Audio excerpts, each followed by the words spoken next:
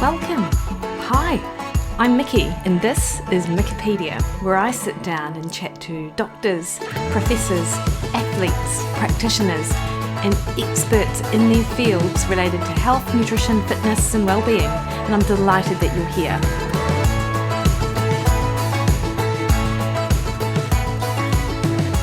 Morning everyone, so good to have you join me this week, and I'm really excited to bring to you my conversation that I had with Lara Briden, who is the absolute authority in women's hormones. For those of you who don't know Lara, and I don't imagine there'll be many of you, Lara Briden is a naturopathic doctor and best-selling author of the books Period Repair Manual and Hormone Repair Manual, which are practical guides to treating period problems with nutrition, supplements, and bioidentical hormones. With a strong science background, Lara sits on several advisory boards and is the lead author of a 2020 paper published in a peer-reviewed medical journal. She has more than 20 years' experience in women's health and currently has consulting rooms in Christchurch, New Zealand, where she treats women with PCOS, PMS, endometriosis, perimenopause, and many other hormone and period-related problems. Lara is such an amazing woman, and I feel really blessed to be able to call her a friend. And Lara and I know each other from the Ancestral Health Society of New Zealand, and she is my absolute go-to with anything hormone related. And so today on the podcast, Lara and I delve into her Hormone Repair Manual, and we go over some of the really common hormone-related challenges that women can experience as they head into the perimenopause and menopause phase, or as Lara loves to call it, the second puberty, which I love because it's kind of more like, it's not like that we're down and out once we hit that perimenopause. This is just another phase of our life, and a strong and awesome one. We chat all about that. We delve into a bit around the ketogenic diet for women, fasting for women, and you might be surprised to hear what Lara thinks about that, and some of the real practical tips with which diet and supplements can help kind of move the lever, like what is the real low-hanging fruit. So without delay, please enjoy my conversation with Lara Briden.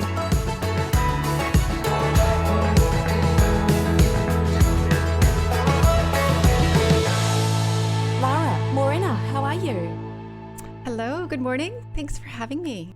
Oh, thank you so much for taking time out of your weekend to chat to me. I was just saying, obviously, before we jumped on, that I just feel a little bit more nervous talking to you than I might someone I don't know. And it's crazy, right? And I think possibly because over the years, you've been the person that I've turned to for anything hormone related. And whilst, you know, when we chat about it, I'm always in the back of my mind, I'm like, oh, would Lara think that this was a ridiculous question to ask? Or am I so like off on a completely different tangent? So, but this is great actually, because obviously the Period Repair Manual has been such a Bible for so many of us practitioners, and also of course clients, to be able to kind of navigate their hormone issues, I suppose, earlier in life.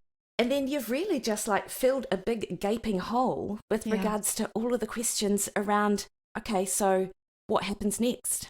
Yeah, in second puberty, from our late 30s, early 40s, which I must say is coming as a shock to some of my followers. I have the little bit of negative pushback I've had is actually from women in their late 30s saying, oh no, don't tell me this, you know, I'm already undergoing this transition because I haven't had kids yet, or that, you know, we have a lot of stigma and fear around the word perimenopause. But one of my messages I want to say right off the top, you can still become pregnant in perimenopause, especially the earlier stages of perimenopause. So that's important. You know, it's a transition, but it doesn't necessarily mean the immediate end of fertility.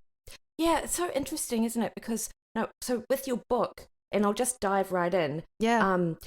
I really loved chapter 2. So, and I understand that, you know, you were unsure whether or not you'd put chapter 2 in, which is all about like the woman's experience and their own emotions in and around menopause, you know, and I think part of the reason I loved it so much was because it so resonated with me.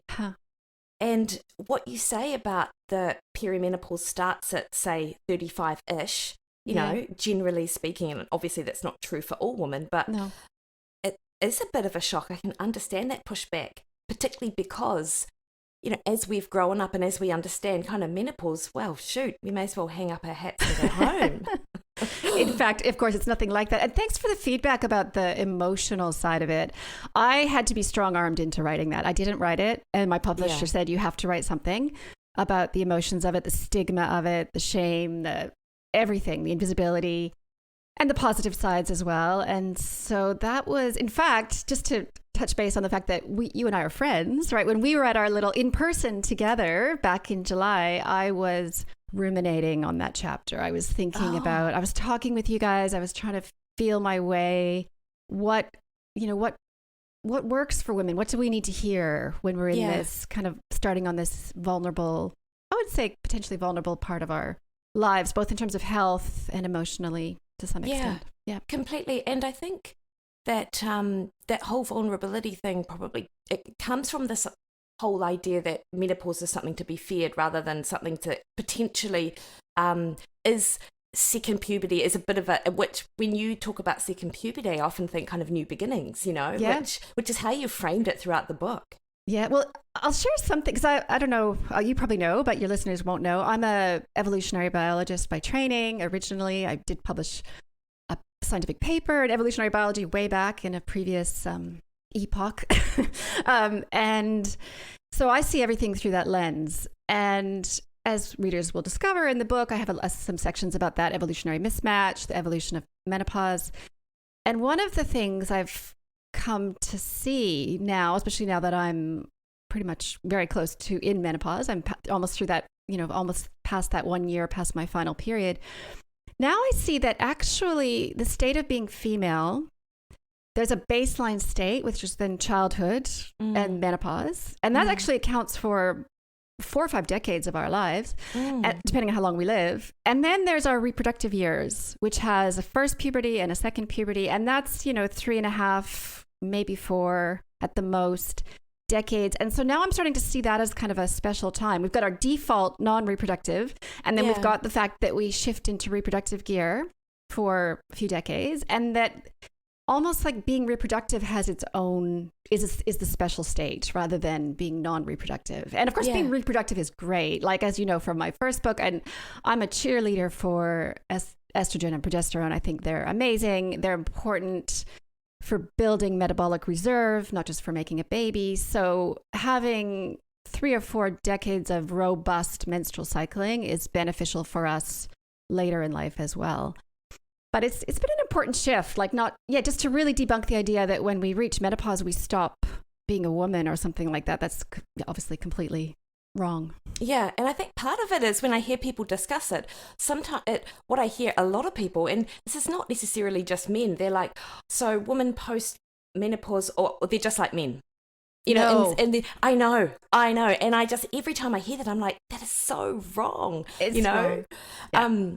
And it's interesting what you say about the reproductive years being the kind of special time, because it's not just what's going on with our hormones. If you think about our lives, like we're growing, we're developing, we're forming relationships, we're having children, we're following careers, we're running households, so all in and amongst what's going on hormonally month on month and year on year, you've got all of these life changes as well. It's a busy time. It is. And just physiologically, I'll just touch on this, it's an energy intensive time. Yeah. Women, the way I like to frame it is during our reproductive years, we have a higher metabolic rate. We require more calories. Yeah. And post-reproductive, we require fewer calories. And rather than seeing that as a liability, I've come to see that, especially from an evolutionary perspective, as kind of an asset. Maybe we move into a leaner, more efficient mode of metabolism. And I think if we can sort of embrace that, it's good. And just one thing I want to say right off, in case any listeners are in any doubt, menopause evolved and is not just an accident of living too long. That's one of my, I really need to debunk that. We have this idea that all humans used to all die by 45. Of course, that's just not true. The lifespan was 40, 45, but the life expectancy, which is statistical average, was 45.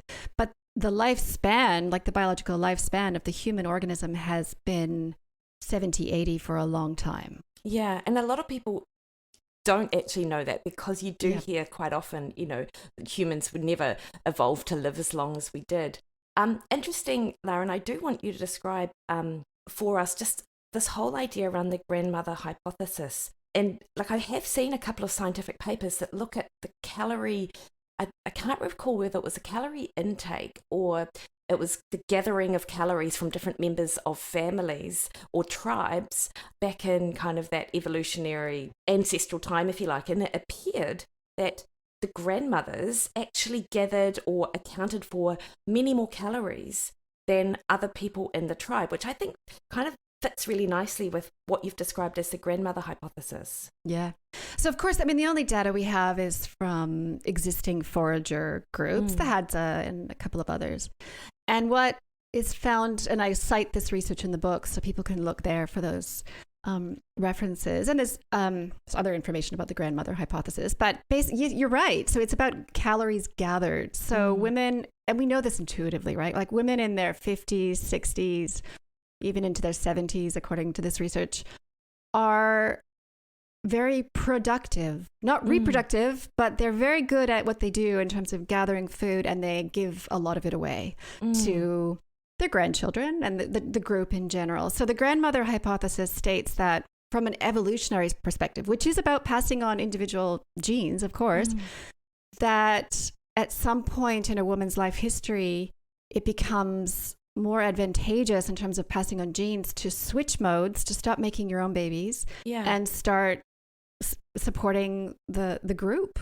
And there's actually so much to that story. So I only talk about it kind of briefly in the book, but I want to alert anyone who's interested in this topic to a book that I cite, which is called, if I can get it right, The Slow Moon Climb. So we can put it in the show notes. Yeah. She's a historian, Susan Mattern, and she builds the case that not only is menopause advantageous from an evolutionary perspective, it would have been selected for, but actually the way she frames it is that a longer human lifespan was evolved because of selection for post-reproductive women. Basically, women, were selected to live longer because of how beneficial they were, and men just got to come along for the ride because we share genes, basically. It was the impetus, menopause was the impetus for the evolution of a longer human lifespan. And once I read that, that just changed everything for me. I mean, that just feels true. I mean, it's obviously something that the research needs to keep looking at, but it really changes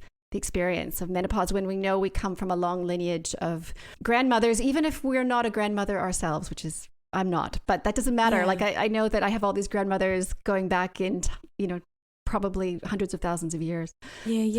Yeah, so fascinating. Yeah. And then just before we move on from chapter 2, obviously you were gathering kind of, informally surveying your audience to ask them about their experiences, their expectations.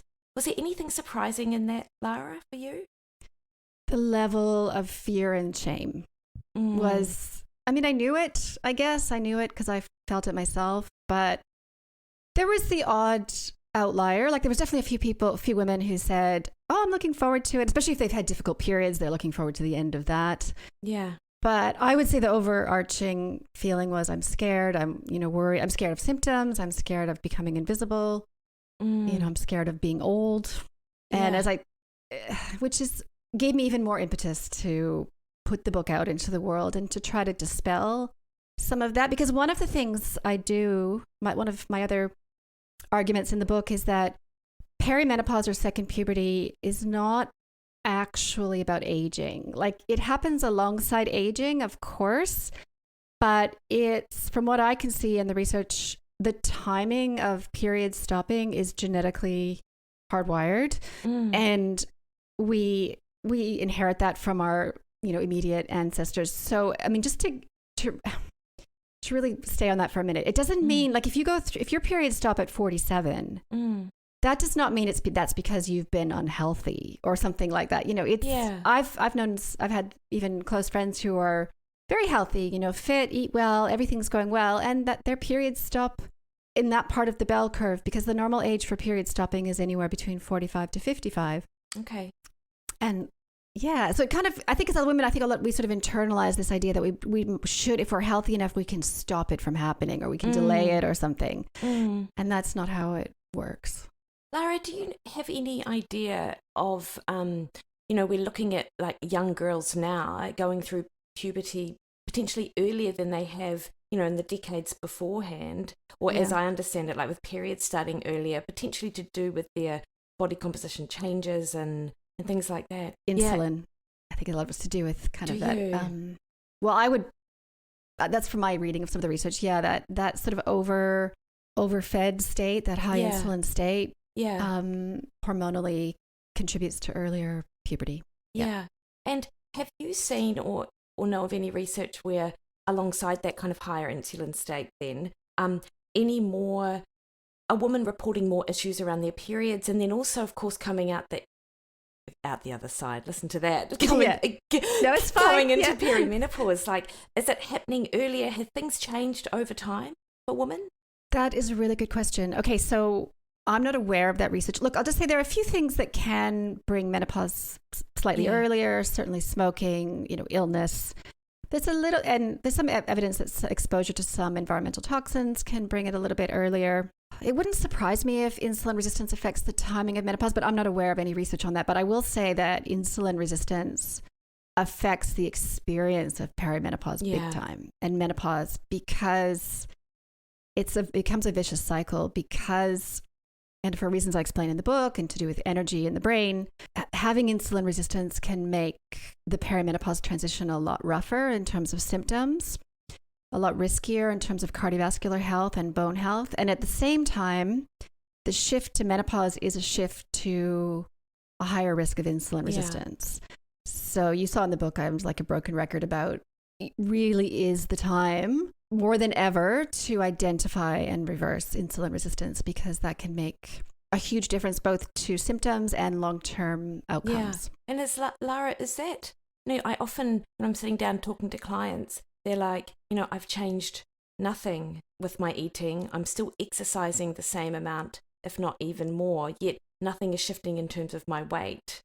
And it is in and around that perimenopause kind of time that they start reporting this. You mentioned insulin resistance. Is that the basis of that, do you think? We get a change in body shape. So basically, I talk about testosterone dominance. So, okay, look, I think we can start to have changes even in those earlier phases of perimenopause when progesterone drops, because progesterone is very supportive for thyroid and metabolism in some ways. But then when estrogen starts to drop, then we get a shift in insulin resistance. We get higher androgens shining through, especially if there's been any underlying problem with androgen excess. And when the female body is exposed to higher androgens, we gain weight around the middle. So there is a shift to a more apple shape, androgen type shape with menopause. That is true for everyone to some extent, a thickening of the waist. And I guess my position on it is pay attention to insulin, there's different strategies to try to minimize that and obviously maintain muscle mass and all the things I'm sure we're in agreement about. But at the same time, I think we shouldn't necessarily need to have the expectation that we maintain an hourglass figure in our 50s. You know what I mean? Like, yes, be muscular, be fit, but I think it's unlikely that many women can have a body shape that they had when they were 25. It's just a hormonal change. So I don't know, I hope that sheds a bit of light. But yes, there's a thickening around the waist that is distressing to women. So interesting, isn't it? And I feel like this is one of the reasons why, and this is probably a bit of a tangent, but why being active and enjoying things outdoors and appreciating what your body can do rather than just focusing on what your body looks like is this is one of the reasons why I'm such an advocate for active living, I suppose. So, because that's where you're right, that whole focus is I can no longer fit my jeans or my body shape's changed, I feel terrible. But you, like the mental health benefits, but also the physical benefits of being active, like just far outweigh any of the, I guess the potential negative impact of just, your body changing. I agree. There's a quote in the book, which I think I've heard you say as well, which is, this is a time for getting stronger. This is the time for getting outside, building muscle, and that is definitely possible during this time. So I agree that it's a better focus. And one of the other things I said is in terms of this whole anti-aging. And, at the end of the day, once I got here, it's like, actually, I have better things to do than try to look 25. Like it's not really on my radar as I'm like you. I want to be outside. I want to be strong. Yeah. So Lara, a couple of things just to pick up on. You mentioned that that part of the change around perimenopause is having is with the drop in estrogen, there's a shift in testosterone. Is it a balance issue or a ratio issue, or actually does testosterone increase for women? Okay, it's mainly a ratio issue. So androgens in women, like androgens in men, are on a slow, gradual decline. With women, there's no drop off of androgens the way there is of estrogen and progesterone. But interestingly, so it's a ratio thing. There's a few aspects to it. So when estrogen and progesterone drop away, androgens shine through, in part because something called sex hormone binding globulin, or SHBG drops. And so that allows more androgens to shine through. Plus, and I learned this when I was writing the book, there is a bump up, a temporary increase in androgen production during perimenopause. And I suspect that's to provide the precursors, because as I'm sure people know, androgens convert to estrogen. Yes. In fact, that's true for everyone. And men, that's how men get their estrogen. And they need estrogen's an essential hormone for life, actually, for the mitochondria, for everything. So all humans make estrogen in our peripheral tissues from androgen to estrogen conversion with aromatase. During our special reproductive years, women also make a lot from our ovaries, which, and then even after menopause, there is some continuation of androgens and even estrogen from the ovaries. It's not like the ovaries stop working at menopause. They keep working.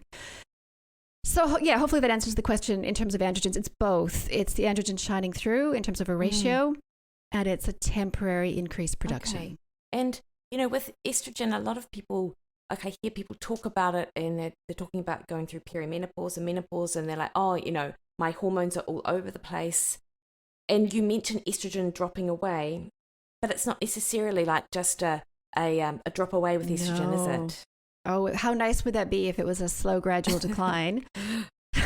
Instead, I talk about this in the book, it's a roller coaster. It's estrogen goes higher before it goes lower, but it's not just going higher, it's fluctuating wildly, and that contributes to symptoms. So estrogen in our 40s can be 3 times higher at its peak than it was in our 20s, which is kind of brutal.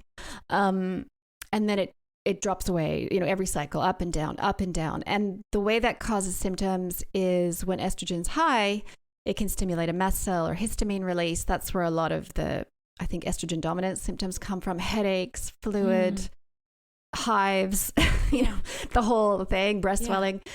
And then there's also, just the direct estrogen stimulation. And then there's the withdrawal from estrogen on the other side of the roller coaster. And when estrogen drops, that's where you can get night sweats.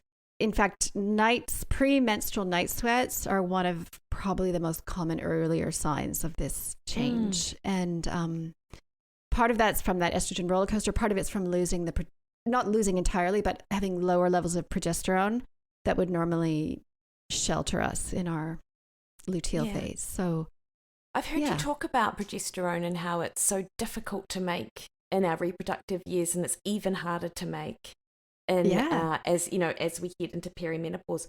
What's going on, Lara? Yeah. Well, we make it with the corpus luteum, which that's the really only way we make it. We have a little baseline level from the adrenal glands and the nervous system, but not a measurable amount. So most of it comes from a temporary gland a 2-week gland that only lives for 2 weeks in the non-pregnant state, that we can only make by achieving ovulation. And ovulation is not that, I'll say it's not that easy to do. Well, there's lots of obstacles to ovulation, even when we're young. And then, of course, with perimenopause, part of the process is our ovarian follicles become less active. So the corpus luteum is just going to be less robust. So a hormone that was already difficult to make in combination to estrogen becomes harder to make. Now, here's an interesting fun fact about progesterone. You know how we always see the estrogen and progesterone in there to scale? They kind of look about equal. In a healthy menstrual cycle, we make 100 times more progesterone. Yeah, than estrogen. So if you account for the units, it's a massive amount. In fact, if you put them to scale on a chart, on a graph, you wouldn't be able to see estrogen because estrogen would be flat compared to progesterone. Yeah. So it's an important hormone. It's not, now you've got me started on progesterone, but it's not just for making a baby, right? Like we're calibrated to it, to having that either every month or during a pregnancy. And it has many benefits for the brain. It helps to stabilize the HPA adrenal axis.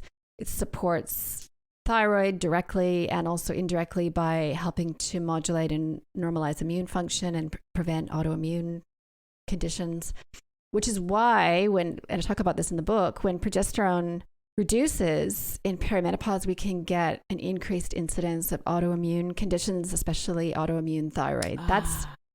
That combination of perimenopause and Hashimoto's thyroid disease and insulin resistance. Do you remember the diagram I put in the book, like the Venn diagram with the 3 overlapping? That anyone who works with clients or patients is going to see that combination of that diagram started with me drawing it out for patients. It's like, okay, you've got Hashimoto's plus perimenopause plus insulin resistance, and this is how they're all interacting, and this is how, to some extent, each one is contributing to the other. Yeah. So from a clinical perspective, it's important to provide support or intervention for all 3 of those things. Yeah, so interesting. So a couple of things. The first one, when I'm thinking about that Venn diagram, you've got the insulin resistance and the Hashimoto's and the perimenopause. Of course, with insulin resistance, we're just less carb sensitive. So our body is unable to tolerate the same amount of carbohydrate. But then you've got Hashimoto's, and a lot of people argue that you need carbohydrate to help support thyroid function. So how would you describe that relationship and the understanding? That's an interesting question. So I wouldn't, I'm just thinking about my 45-year-old patient with both insulin resistance and Hashimoto's. I think it's okay for her to go lower carb. I'm not worried about that at all. Yeah. I think the main thing for Hashimoto's is actually more the gluten, gut, immune side of things. They need to get off gluten usually. In terms of, I'm interested to hear your thoughts on it, but in terms of thyroid and lower carb, well, what I've seen is with very low carb in younger women, there can be thyroid suppression. So in terms of the mechanisms of that, I haven't looked at it that closely, but it can just basically, low T3 can be just a marker of low, insufficient carbohydrate for that woman, usually younger women. I don't know. Have you seen in the 40-something group, have you seen a low carb diet suppress thyroid? Because that's not, you have. Oh, no, it's so interesting because I think a lot of the low carb is conflated with low calorie as well, Lara, and particularly with women I work with, and they're very active in part.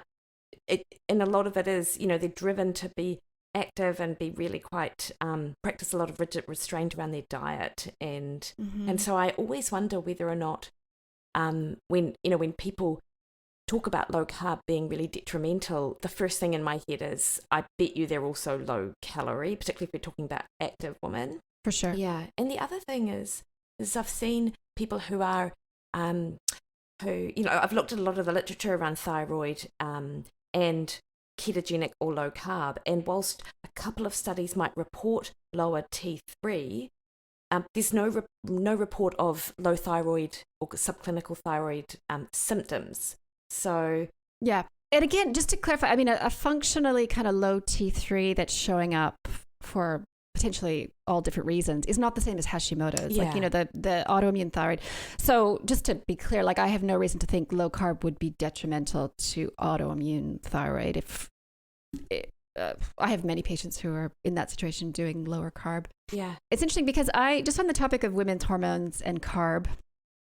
A little bit. I may have the reputation, I don't know, of being anti-low carb. I'm not actually. I think my observation is that it's actually the young women group. It's what I've talked about a bit more lately is women of what's called young gynecological age who have not established robust menstrual cycles, and especially if they're from an ancestry that might have had a lot of, like I said, an agrarian ancestry, or there's a degree of the ovarian system's trying to calibrate itself to food supply. And I think for some women, there might be a stronger, like the carbohydrate signal might be stronger for their hypothalamus in terms of, is there enough food supply to establish a robust menstrual cycle? But even regardless of ancestry, I find often by women's 40s, they're not sensitive to losing their period to low carb the way they would have been like at 19 or something. Yeah. So hopefully that gives a little bit of clarification. I think when we're talking about female physiology, it really probably this is the same as true for male physiology, but it really is context based. Like you have to think about age, menstrual history, whether there's insulin resistance or not, and all of that factors in to decisions about how to manage it with diet. And I think that's what I do notice with you, Lara, is because you do have that evolutionary biology background, that's how you're kind of viewing this whole process, right? You're thinking about factors which potentially other people might not consider when they're making statements about carbohydrate in women and a whole host of things. Yeah, I think honestly, just with the low carb debate, just to speak to that a little bit, I think kind of what got me going a couple times, what got me blogging about it was I'd see like 40-something-year-old man on Twitter saying, no, it's low carb's perfect for everyone. It's not a problem. It's, you're just imagining that young women are losing their periods. I felt like saying, look, okay, the diet that works for you may not work for a 19-year-old girl. Yeah. I mean, that doesn't mean the diet is wrong. It's just, we have to think about the body that, and its requirements. Yeah, totally. It got my feminist kind of self fired up a couple times. Yeah, no, I love it. Now, I kind of feel like I'm going a little bit over the place, but what I want to get back to is this conversation around insulin resistance. And you mentioned that, there are a couple of ways with which we can figure out if we're insulin resistant. Can you kind of talk us through, Lara, how we would know if we're having symptoms around perimenopause and we just want to figure out what's going on? Yeah. Well, I just test. I'm happy to get your feedback about this. So I've been doing this for a couple decades. I guess it goes by different names. I would do the glucose tolerance test with insulin. So I think that's also called the Kraft test or different. So it's a challenge test. So you do a fasting measure of insulin and glucose, and then you take a glucose challenge, drink the drink, and then you measure insulin at the 1 and 2 hour mark. And I did that when I was practicing in Sydney. I've been doing that here to some extent, although in New Zealand that test costs a lot more for some reason compared to Australia, which is kind of weird.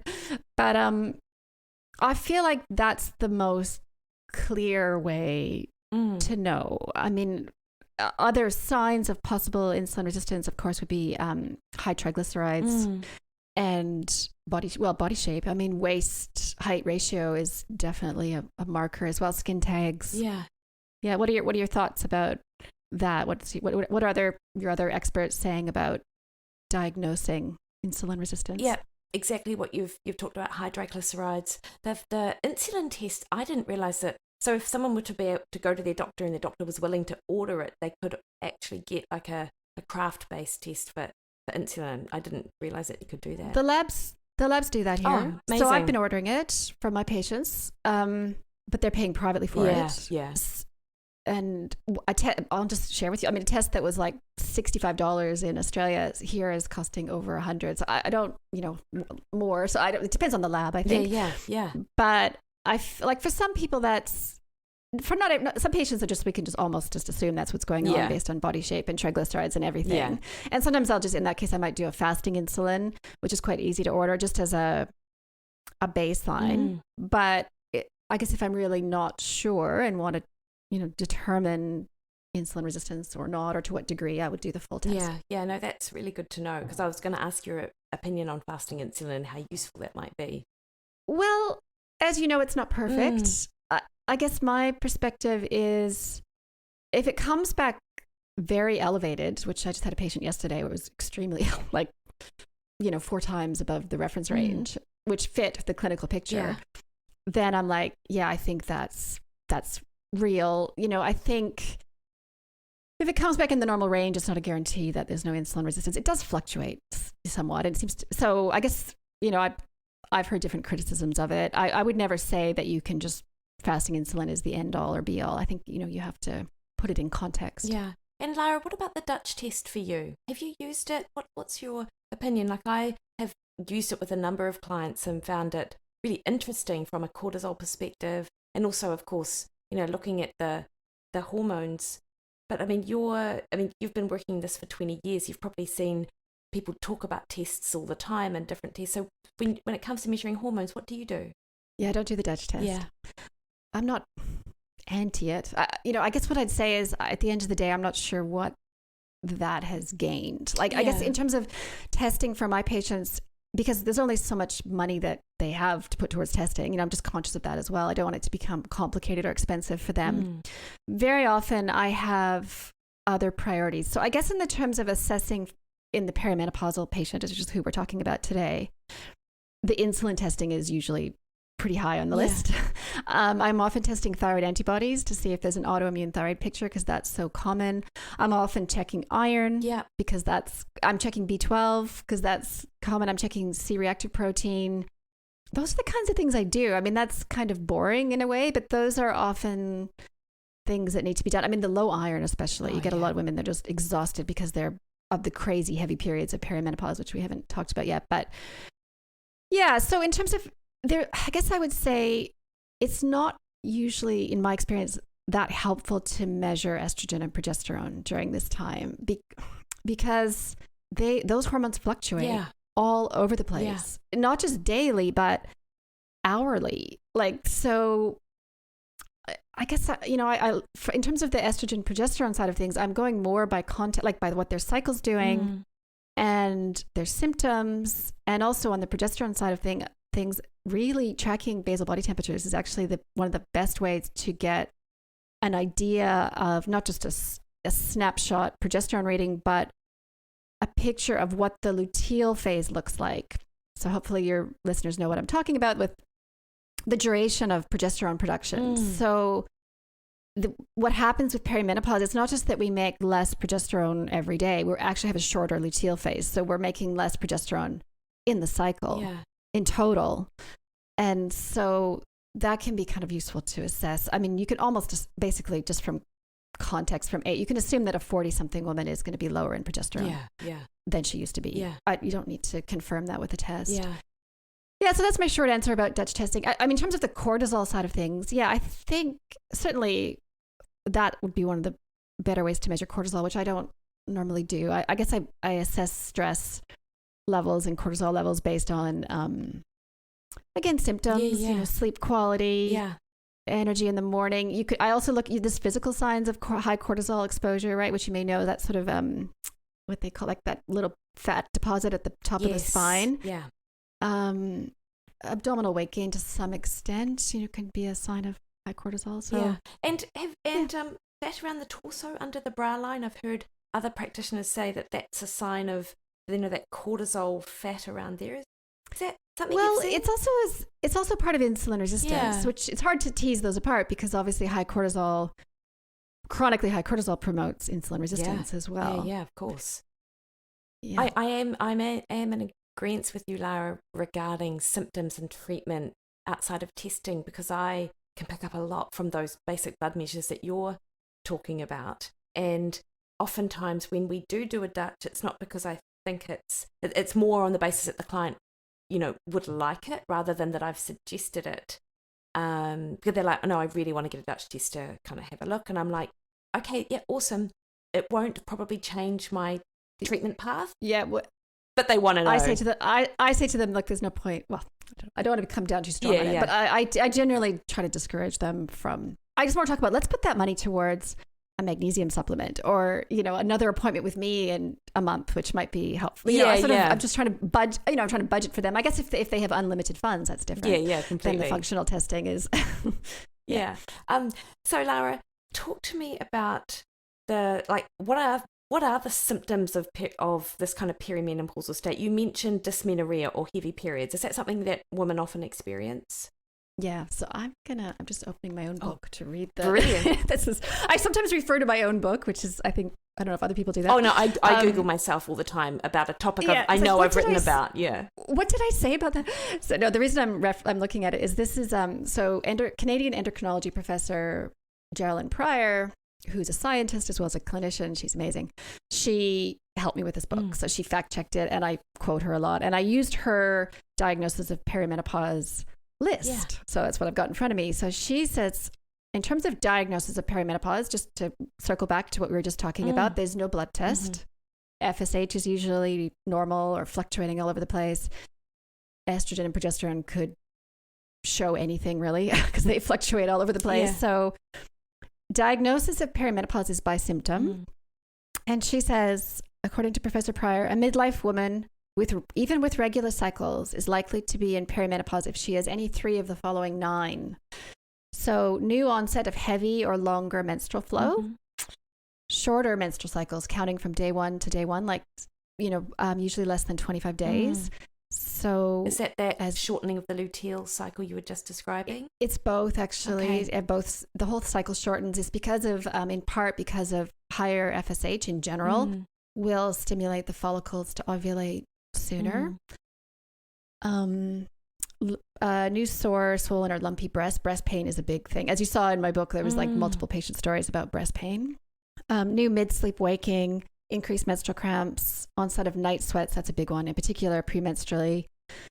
New or markedly increased frequency of migraine headaches, new or increased premenstrual mood swings, and weight gain without changes in exercise or eating. We just talked about that. Yeah, so interesting. I think that paints a pretty good picture of what could be happening. Okay. So, now you mentioned magnesium. Yes. Which you're like, if there's anything anyone could possibly do, it's take more magnesium. How are we deficient in our intake, or do we just need more? Like, what's that about, Lara? And because I want to talk to you about, some of the real, the things that might move the needle for women.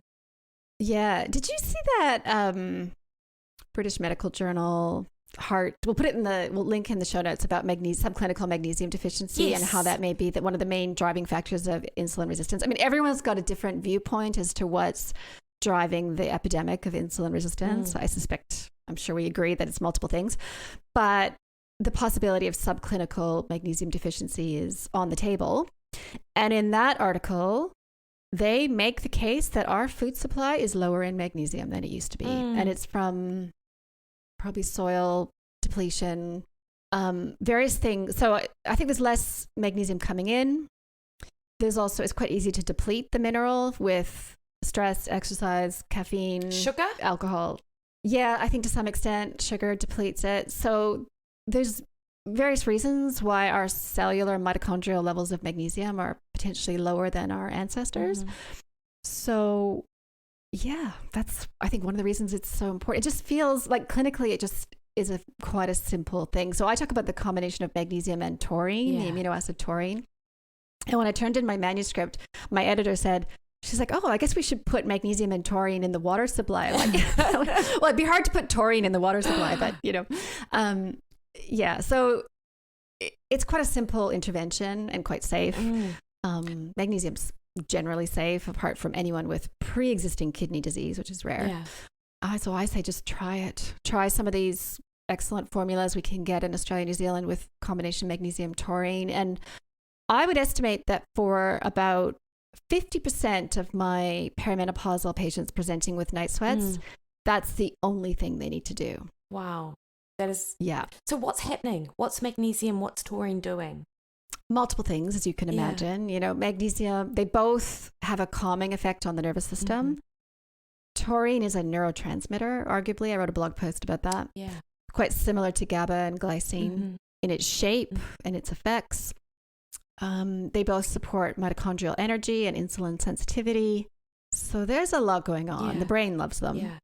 And so because I'll often with my patients, I'll give like different tiers of treatment. I'll be like, hey, we're going to start with quitting alcohol and magnesium plus taurine. That would be a common thing. It's like, and then you're going to see how you go. And then if you need it, then we'll progress to, if you're still having night sweats or migraines, then we'll progress to putting in place some progesterone, oral microdose progesterone, for example. And this is what I mean by about 50% of them never get to that. They're like, I'm good. I don't need, and fair enough too. It's like from their perspective, I don't want to unnecessarily add another treatment, intervention. If I don't need it, it's like they come back to me and they're fine. So I'm like, well, that was good. That's good. That's an easy, you got the result from the first step. Okay. So now you mentioned alcohol in there, and I have heard you say as well, like I've heard you talk about, just the effectiveness of magnesium and taurine and then the removal of alcohol.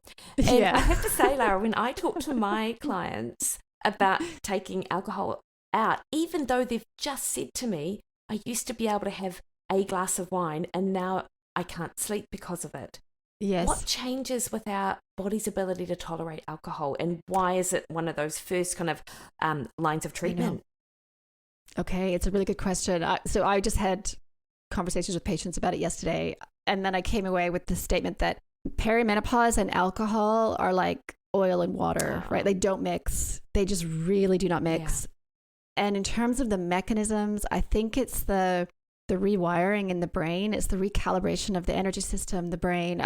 It's probably other things. I mean, I'm not quite sure what all the mechanisms are, but it's pretty consistent that women say if they can stop, and I know it's not always that easy, but if they can stop their sleep, those night sweats stop and the sleep improves and the sleep quality improves. And one thing I want to say, because I often hear, even from a patient yesterday, I sort of heard, conflating, alcohol and coffee. I have to remove alcohol and coffee. I'm going to go on record as saying we should not conflate those two things. Like, not to say coffee, I'm more neutral about coffee. I drink coffee. I think obviously if you have anxiety or insomnia, you shouldn't be drinking coffees in the afternoon. And obviously some women don't feel good on it, and that's fine. I think sometimes there's actually an immune reaction to coffee for some women.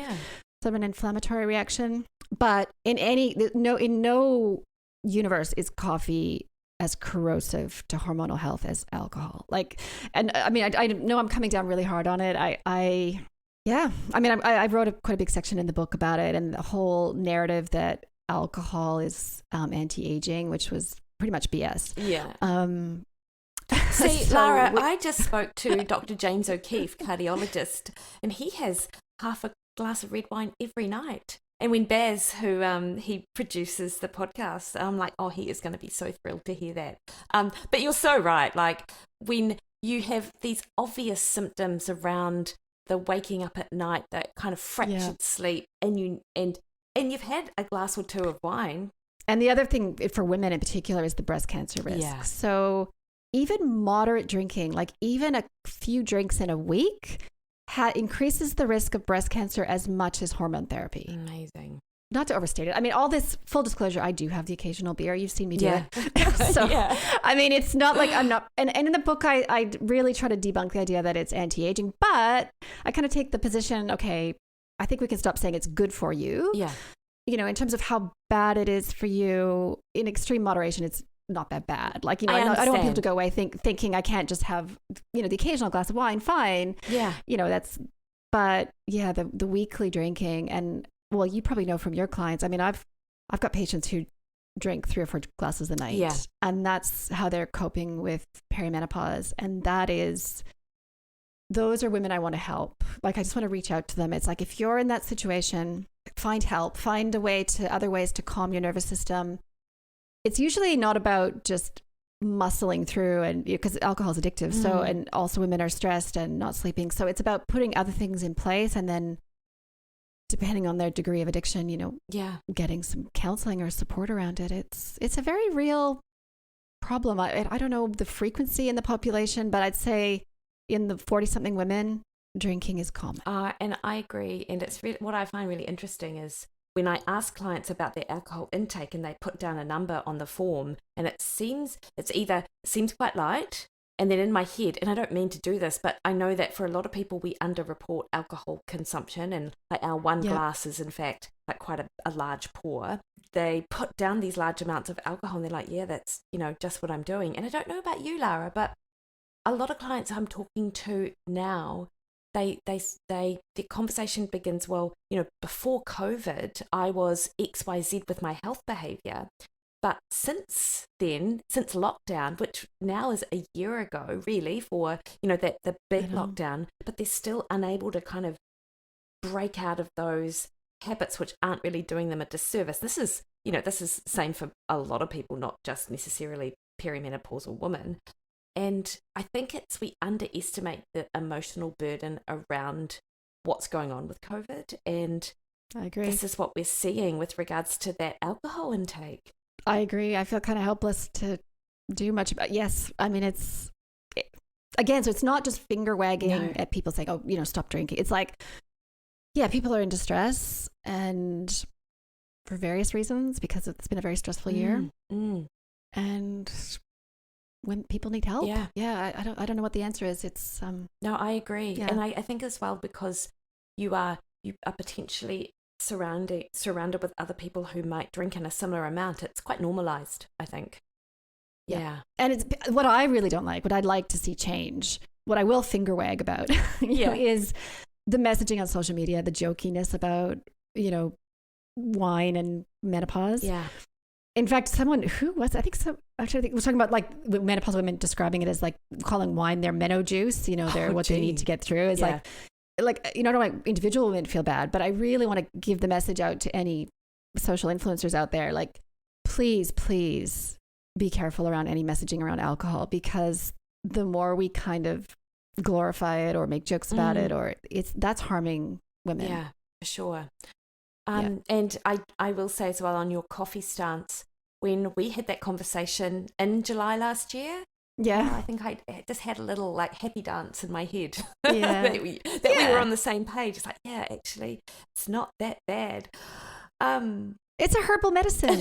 That's my position. Yeah, I like it. That's my position. I do like that you acknowledge that potentially the polyphenols might have an immune response or beneficial, but also an immune response with some people. Yeah, the polyphenols are going to be beneficial generally for different disease risks. I don't know. I don't know quite what the immune. Some people kind of autoimmune type people react negatively to coffee, and I don't know. There's all different theories. Is it the mold toxins? Is it? I don't know. Is it a mimicry of some kind? I don't ask my patients to avoid coffee as a rule, but I'm just acknowledging if anyone who's listening who's kind of thinking, oh, my experience with coffee has been really negative. I'm just saying I see you, I hear you. Like I'm willing to say, I'm willing to acknowledge that coffee seems to be troubling for some people. Yeah. So Lara, along with removing people's alcohol, I also, and I'm the same, and people hate me saying this, but I also suggest that they take out dairy from their diet, even for 30 to 60 days usually, to see whether that is going to move the needle at all on their symptoms. Can you talk to us about why dairy may have been fine earlier and now people might be responding negatively? What is it about dairy or cow dairy that might be the issue? I think it's a lot to do with mast cell reaction and histamine. So it's an immune reaction. This would be my take on it. Some people, both sexes, but here we're talking about women, have a negative immune reaction to A1 casein. Yeah. I'm convinced of that. It's to do with whether in the gut you have the enzyme that makes something called BCM7, which is quite an immune reactive molecule. I would estimate it's about 1 in 3. Okay. I think you and I have had this conversation before. I don't know. I feel like I would just acknowledge there are some people out there who seem absolutely fine with dairy. And from their perspective, they're probably thinking, I don't get it. Why are you telling people to come off dairy when dairy is so healthy for all these other reasons, protein and nutrition and things like that. But I'd say about 1 in 3 people have a significantly negative reaction to A1 casein. You can usually get around that with goat or sheep or, A2 only animals. But I think one of the reasons why it flares up worse in perimenopause, a big part is the heavy periods. I mean, that's often why I'm asking women to take a break from it, similar to you, like 2 or 3 months, to see if it will lighten their flow or help with adenomyosis, which is a condition of heavy bleeding. And often it does, because clinically I'm like looking at the whole picture, and in my mind I'm thinking, okay, you're showing signs that you're this dairy reactive kind of person. For example, I'll just share with your listeners, it's like recurrent tonsillitis or chest infections when you were a kid that you outgrew, but then it's basically the immune dysfunction has kind of shifted to another sphere. Acne that you outgrew, and then that was potentially aggravated by dairy. So and the histamine response is directly involved in heavy flow because the uterine lining is full of mast cells that also release heparin, which is a blood thinner and contributes to the heavy flow. And then the histamine response is involved in the mood symptoms, I think the insomnia symptoms to some extent. I talk about this in the book. So for some people, removing dairy can be an absolute game changer, like really dramatic for some people. And then for other people, nothing at all. Yeah. And I suppose, and I often say this to people, is that eliminating this food will just allow you to be a bit more informed about it, how it affects you. So when you do reintroduce, you can notice a change in symptoms, and maybe it's not a forever removal, but at least now you sort of have a clearer picture of what might work and what might not work. I agree. And we should touch on just the concerns around bone health, because obviously, long-term risk for bone density is a concern at menopause. I give a couple quotes in the book, pretty much debunking the idea that we need dairy for bone health. I mean, bone health is about lots of things, and certainly we do need a baseline calcium intake. But it's possible to get that from non-dairy foods, and also the A2 type dairy that I'm describing also has calcium. So put it this way, being perimenopausal is not 100% not a reason to start guzzling glasses of milk to try to help your bones, because arguably that's going to push you in the other direction if it's causing gut inflammation and inflammation in the body. A big place that women are getting dairy is in their milky coffees too. Yeah. So I encourage a shift to like almond or coconut milk or something. Yeah. And I saw you actually, so one in your book, which we will not have an opportunity to get into menopause, post-menopause today, but you have a whole section on bone loss and the nutrients that might help support healthy bones. In addition to, of course, what you say in the book, and as we both know and have talked about, activity and doing that weight-bearing activity. Muscle. Right? Muscle is amazing.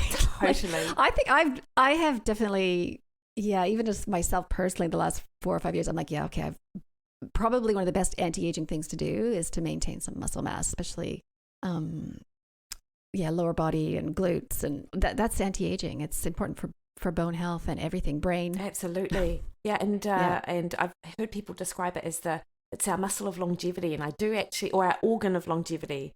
And I do love that quote. And I'm sure that you posted a research article actually on Twitter that actually showed that calcium intake in that kind of our older years, there is no really good relationship between calcium intake and osteoporosis. Was that what I would have seen you post? Between calcium supplementation. Thank you. Yeah. So the reason the quotes I include is there's no evidence for heavy dairy intake preventing osteoporosis, and there's no clear evidence for heavy calcium supplementation. In fact, as you know, heavy calcium supplementation without magnesium is a risk for cardiovascular risk. Yeah. So on the calcium side of things, I had someone else kind of question. I'm open to people taking a little bit of calcium and combined with magnesium. So I'm not totally anti it, but I just feel like the focus for bone health needs to be on other things. Yeah, absolutely. Yeah. And with those other things like the vitamin D and the K2. Yeah. Gut health. Yeah. Muscle. Yeah. Immune health, because you know that our bone building cells, bone remodeling cells are immune cells. Amazing. Yeah, they're just remodeled. Like they come from the same lineage as immune cells. Yeah. And I spoke to Dr. Stuart Gray about the importance of omega-3, and he, in one of his studies, he looked at healthy older individuals who could not exercise. They were able to maintain bone by taking omega-3, which was super interesting. So that's I think it really speaks to there are no superfoods or super nutrients, but there are certainly really helpful components of the diet that do more than their fair share of helping us out. For sure.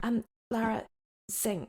Are we able just to touch briefly on zinc? Because I know it's such an important nutrient. Well, it's helpful for mood. It's helpful for skin.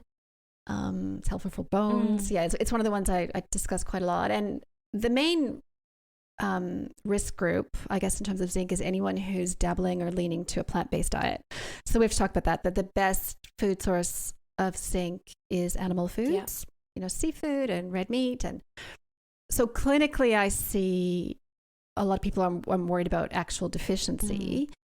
And then also in terms of zinc supplementation, as you may have seen, like it can just really make a difference for people's mood and immune function and experience. So it's one of those supplements that I do give quite a lot because it's easy, it's inexpensive. It's also, as you know, like it just clears from the body it's quite safe because it's doesn't stay in the body very long. I guess the only long concern about zinc is at very high dose, like 60 or 80 milligrams, which is I don't normally give that high. It can deplete copper, so that's a consideration. But otherwise, it's one of my and in terms of zinc, I just have to weigh in on something. I don't know if this is controversial or not, but like there's all different narratives about why we need zinc. Like there's the whole kind of pyrrole side of things, which part of my clinician brain anyway, the way I see it is I don't I suspect there's several mechanisms by which zinc works, and I don't necessarily attribute it, to one narrative. Yeah. I think it's also important for gut health, gut integrity. Yeah. So Lara, there are a number of ways that people can. So we mentioned magnesium, and as I understand, there are not very good ways with which we can measure magnesium, because in the blood, when you get a magnesium test in the blood, that might account for, a small amount of your actual overall body magnesium stores. How do you best measure zinc? Yeah, so I'll agree with you that there's no point in trying to measure magnesium with serum or really anything, because most of it's inside the cells, inside mitochondria. I do sometimes order serum or plasma zinc. Yeah. Like many tests, it's not perfect. It's very much affected by fasting status and lots of different things. So I will measure it sometimes just to get an idea. But at the end of the day, I'm still often just prescribing based on symptoms and context and diet. And the other thing to caution is you don't want to read too much into it. So I've certainly had patients who continue to have kind of a low serum zinc despite pretty heavy supplementation. And I guess I would venture to say in a situation like that, there could be some other reason that's, keeping plasma zinc low. Yeah. And it's not necessarily, the solution is not just to take more and more supplements. Yeah. No, that's really good advice. And you're also a big fan of iodine. Yes.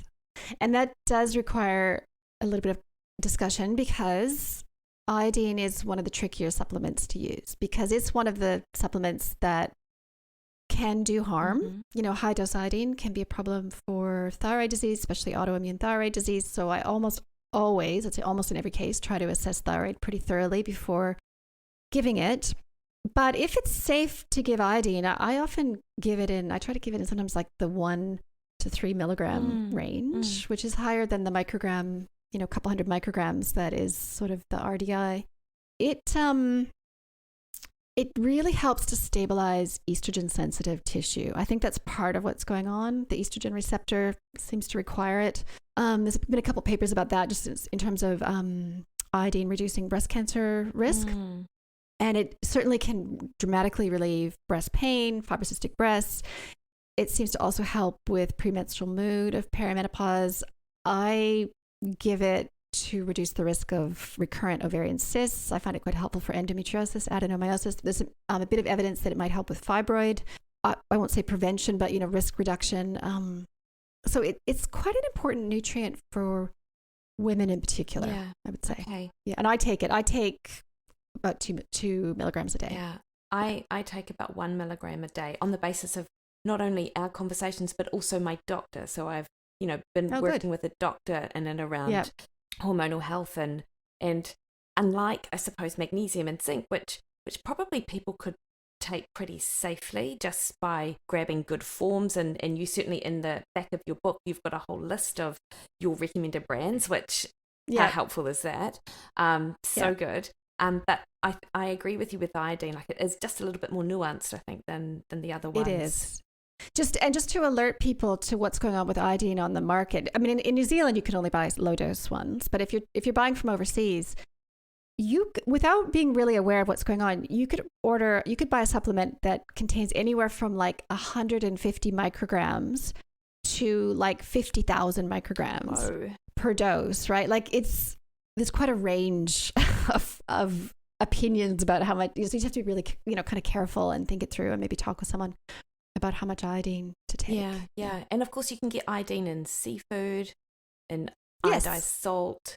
Yes. I used to think nori sheets were high in iodine, but I don't think they are actually. I think they're variable and also they have bromine, which competes potentially with the uptake of iodine. I love seaweed. Same. I eat seaweed, but I wouldn't rely on it as a source of iodine. No, although I often, with my lunch, I'm like, is it lunch if it's not wrapped in a nori sheet? Because I'm a big fan of them.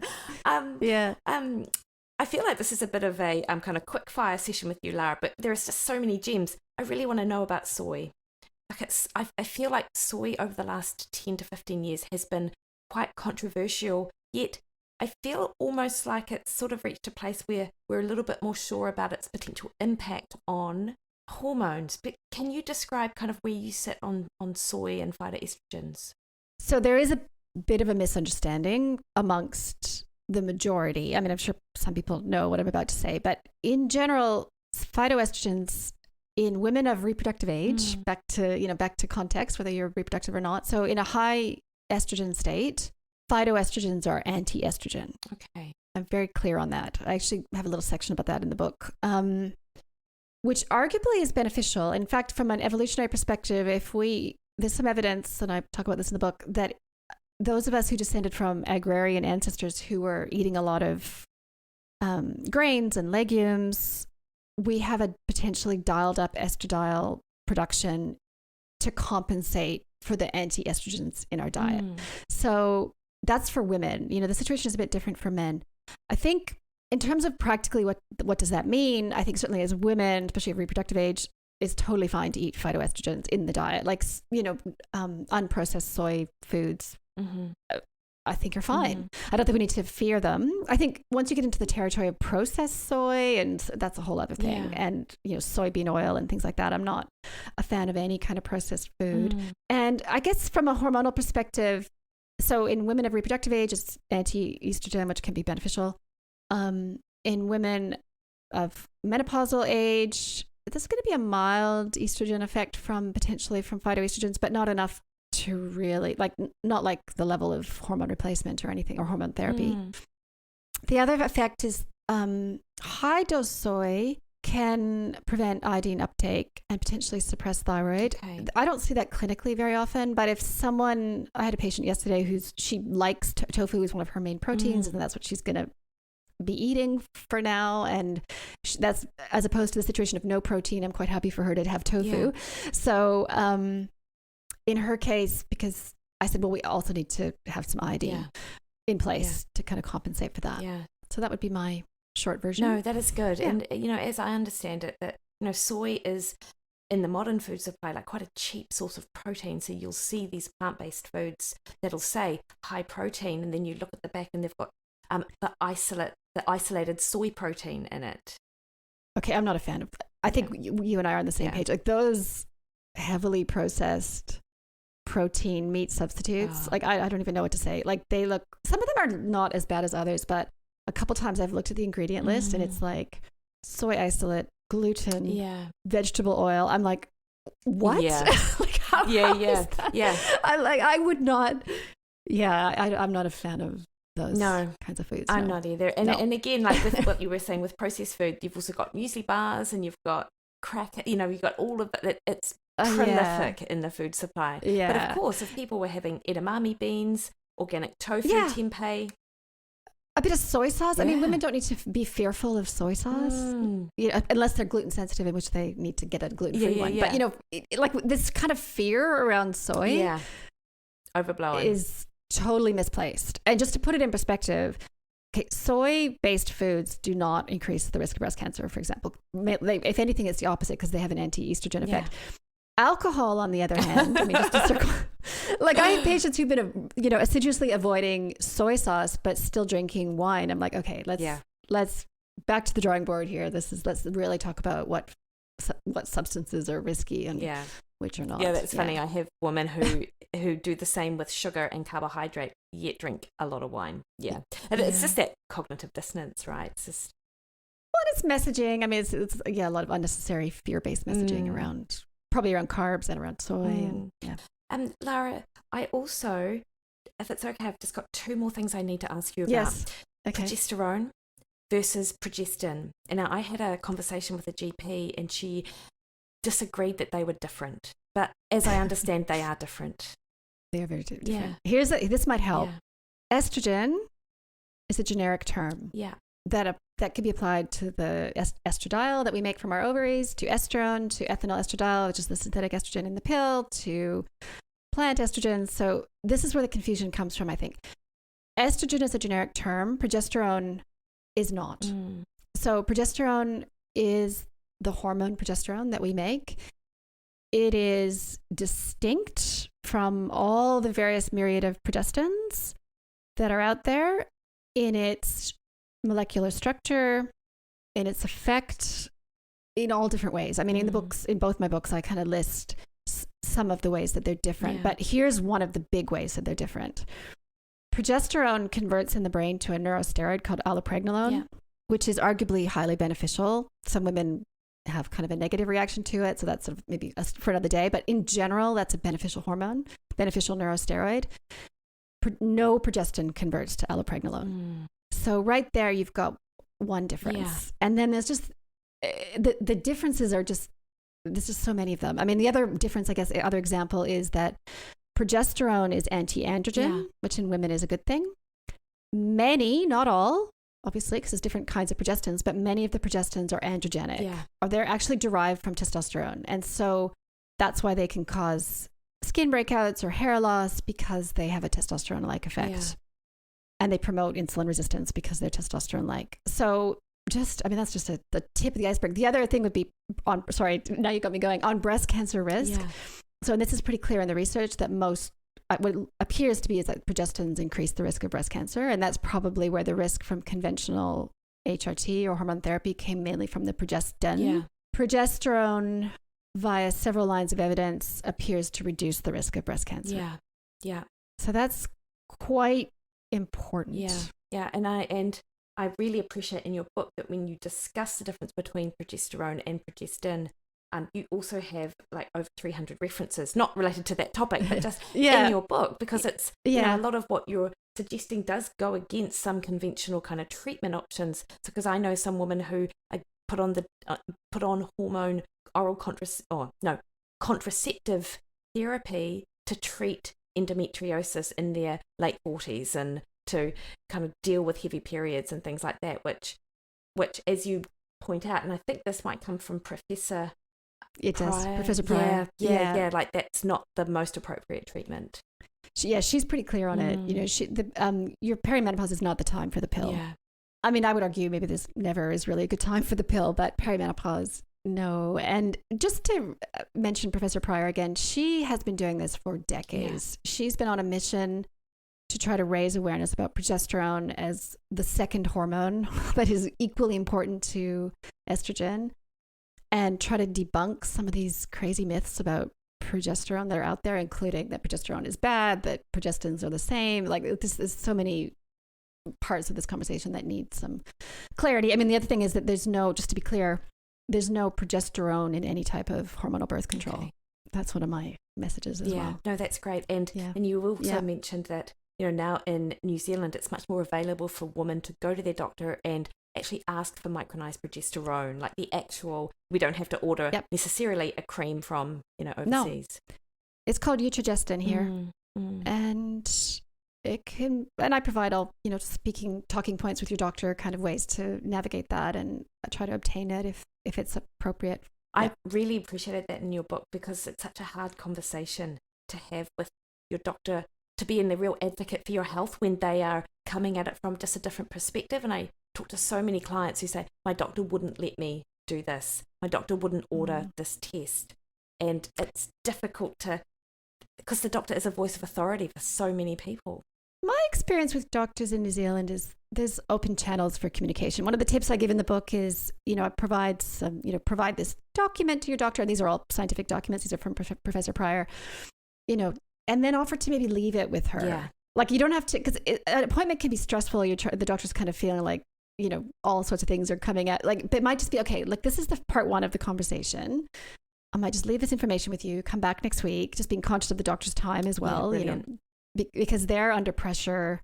A GP is not an easy job, I don't think. You know, they do a lot of work for arguably not that much money. You know, I feel I do feel for them, and I certainly don't want to. Never want to be in the position of, you know, trying to tell a doctor what to do. No. It's not about that. It's like just maybe, you know, communicating some of this other information. And most doctors are open to it. That's my overwhelming experience. Yeah, absolutely. And I think it's more the perception that their doctor may tell them off rather than the reality, and particularly because you've got the tips on how to talk to the doctor and also that approach that you just mentioned, like that just alleviates a lot of the fear, I think, for people. Yeah, exactly. Now, because doctors want to help. Totally, they do. Just like they do. Lara, one last thing. Fasting for women. What's your take for women in that perimenopausal kind of age, the older age? I'm an agnostic on this topic. You know, Yeah, I don't know. I actually think it's a kind of a watch this space. Like I see arguments for and against. It makes sense to me that some level of, restricted eating window or something like that is going to be helpful for reversing insulin resistance. Yeah. I think it really, again, comes back to age, stress level, whether there's insulin resistance or not. If there's any tendency already to undereating, obviously fasting is going to be a disaster. Yeah. But I don't know. I think there's lots of factors in it. I think, I'm forcing yourself to eat breakfast, especially if it's like milk and cereal at 7 a.m. is not good. Not helping women. I think if they say, I feel better waiting until 10 o'clock to eat, I'm like, I think that's fine. And then what I say is, don't eat breakfast until you're hungry for breakfast within reason. And then eat protein.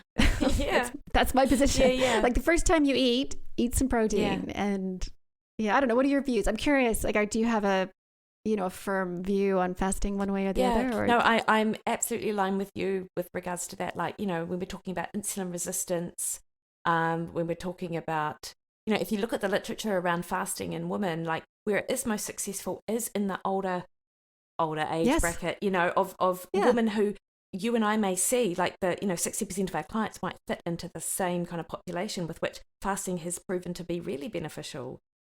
And then, of course, when it comes to things like breakfast, if you're having breakfast and it's yogurt or milk, and we've just had that discussion about how cow dairy might not be beneficial, sort of almost makes the decision making easier around the whole food side of things. But like you, I think my main concern around fasting is that when you look on social media, if you skip one meal, then potentially skipping 2 meals is better.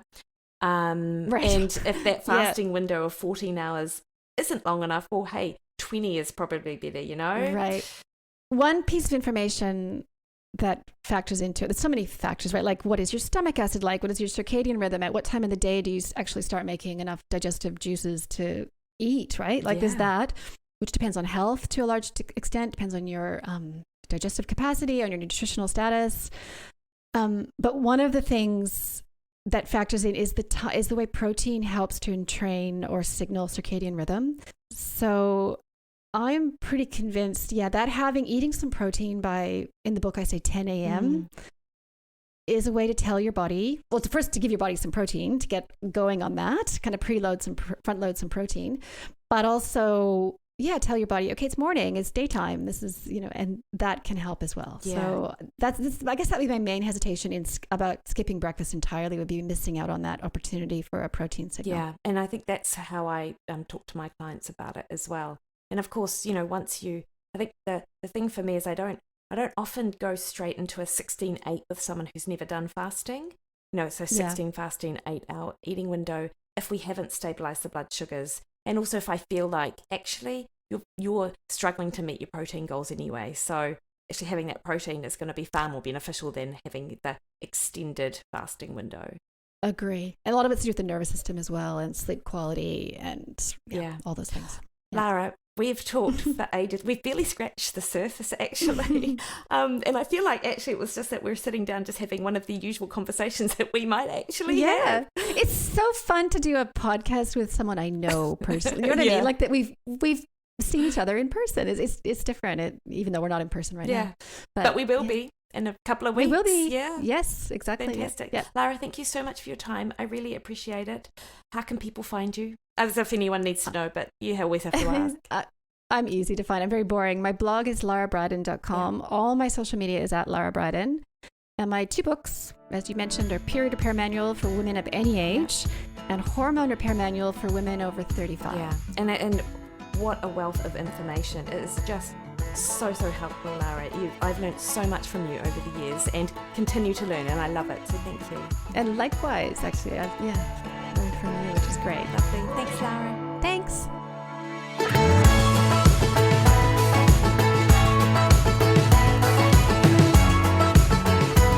All right, team, hope you enjoyed that. I certainly did. And look, if you know of anyone that would benefit from listening to this information, absolutely share it with your friends.